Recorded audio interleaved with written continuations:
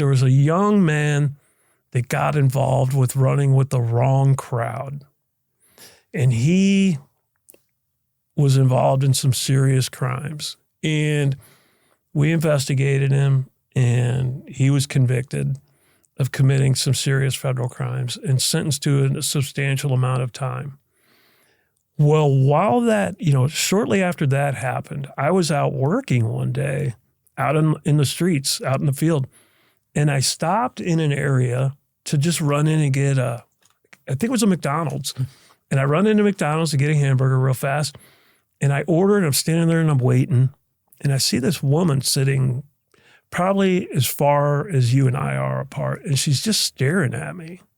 And I didn't recognize her. And she's just staring at me. And I'm like, something's up here. Like, she is mean mugging me hard. So I turn and look at her and, do one of these. And she says, "Are you Jim Weber?" And I said, "Why?" She goes, "You arrested my son and sent him to federal prison." And I thought, oh man, here we go. I'm out in the street by myself. Who is this and what's going on? What is she talking about? And she goes, "I want to thank you for what you did." And I said, "Thank me? Why?" She goes, "My son was going down the wrong path, and he was running with the wrong crowd, and he did some bad things, and you stopped him. And he's turned his life around. And now that he's in prison, he's getting not only the counseling that he needs, he's also getting his college education. He's getting a college degree.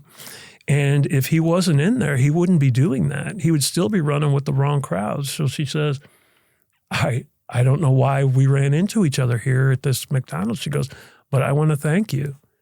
And I thought, wow, I would have never in a million years expected somebody like that to say something like that to me. So I just mentioned that because we talk about concluding a career and finishing it out and wanting to know how things happen.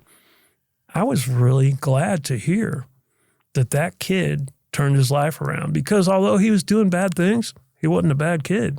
He wasn't a bad kid. And I was so glad to hear that he was on the right track.